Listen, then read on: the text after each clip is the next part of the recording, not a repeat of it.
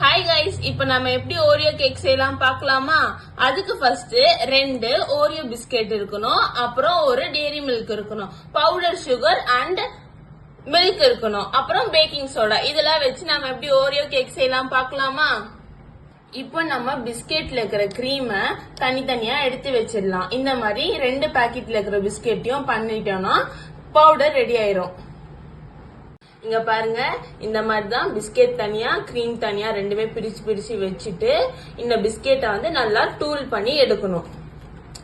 இப்ப நம்ம பிஸ்கெட் நல்லா தூளா அரைச்சு கொண்டு வந்துட்டோம். இப்ப வந்து மில்க் மட்டும் ஆட் பண்ணும். இந்த திக்னஸ்ல இருக்கும் போது மைதா வந்து ஆட் பண்ணும். நம்ம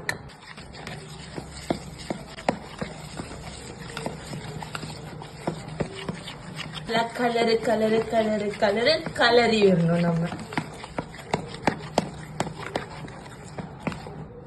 இப்படி இருக்கும் போது கொஞ்சமா இப்ப பால் ஆட் பண்ணுவோம். நம்ம இப்போ நம்ம இந்த பேக்கிங் சோடா வந்து போடணும்.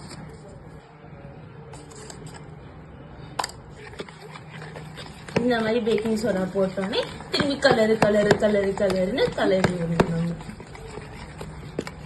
இதெல்லாம் முடிச்சோடனே இப்போ நம்ம இந்த பவுடர் சுகர் போட போறோம். பவுடர் சுகர் நம்ம ஸ்வீட் அளவு தான். எவ்வளவு யாருக்கெல்லாம் நிறைய ஸ்வீட் பிடிக்கணும் நிறைய போடுங்க, எல்லாம் கம்மியா போடுங்க. இது இன்னும் கொஞ்சம் பேக்கிங் சோடா போடலாமான்னு இருக்குது.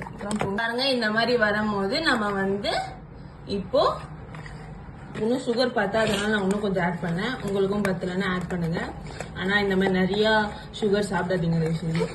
நம்ம வந்து ஒரு கேக் பவுல் எடுத்துட்டு அதுல வந்து மெல்டன் பட்டரை வந்து நல்லா சுத்தி தடவி விட்டோம். இப்ப வந்து இந்த இதை வந்து நம்ம போட போறோம்.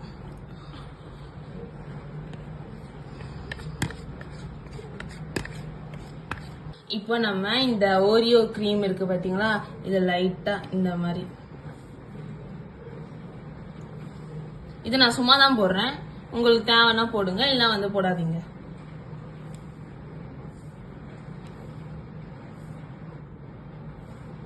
டெய்ரி மில்க் இத வந்து அழகா, இதை நீங்க நிறைய போட்டுக்கோங்க, அப்பதான் சூப்பரா.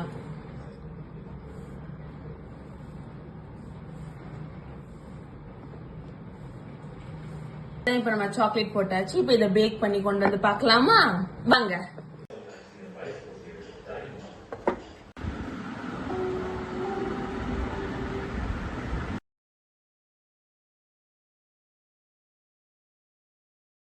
அவள்தான் நம்ம ஓரியோ கேக் ரெடி ஆயிடுச்சு. இப்ப எப்படி இருக்குன்னு பாக்கலாமா?